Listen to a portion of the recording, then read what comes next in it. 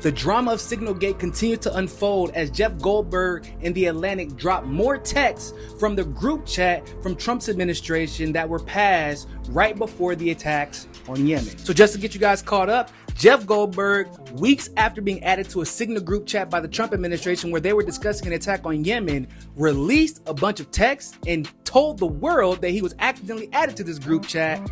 And instead of telling people at the time, he waited until after the United States attacked Yemen. And instead of being rewarded for basically dry snitching on himself to the White House staff, he was actually lambasted by the Trump administration, and the Trump administration officials involved in the group chat continuously denied sharing the sensitive information. Now, based on the texts that were already available the other day, we already knew that there was sensitive information shared. Now, in this new article, Jeff Goldberg actually shows more details about just how sensitive and specific that information ahead of the Yemen attack actually was. But once again, like a good little imperialist lapdog, this man Jeff Goldberg called the White House, who had just gotten done roasting him and criticizing him and attacking him for the last 48 hours, as incredulous, just to make sure that it was okay that he released the rest of those texts. So just to reiterate before we get into the important stuff here,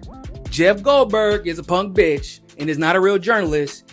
He's just a stenographer. He's just doing what the empire tells him to do while simultaneously just trying to seek attention. So let's get that out the way. You see, the most important information that the public should consider to be problematic in the release of these texts isn't the fact that the attacks were coordinated and they knew the destination and they were talking about the confirmation of the attack.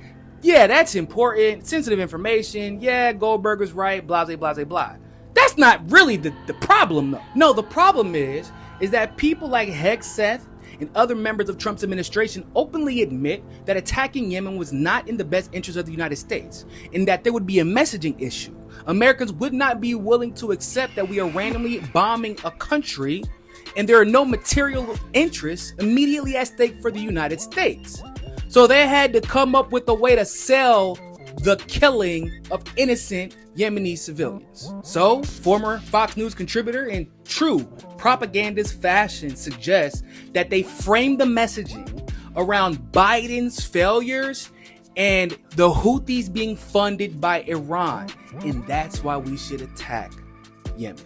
Guys, Hegseth literally admits this isn't even about the Houthis. He says it's about freedom of navigation, but what he really is saying is it's about freedom of navigation that is being impeded because of the genocide happening in Gaza because of Israel. But you can't use that in your messaging when the majority of the country, including MAGA, are against the genocide happening in Gaza. So they came up with a plan to sell you guys a lie and say that this is happening because the Houthis are terrorists that are being funded by Iran and we're trying to protect American interests, when all of them were in a group chat where they almost unanimously acknowledge this actually has no immediate benefit for the United States. They admit that this has nothing to do with Iran.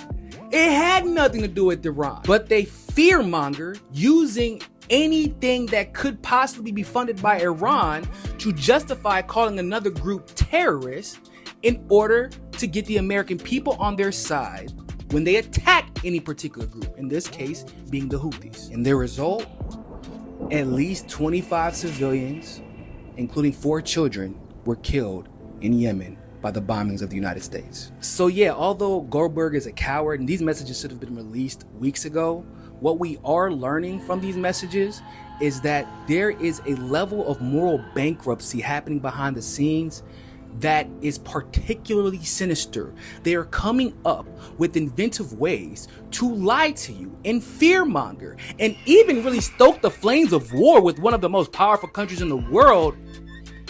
For what?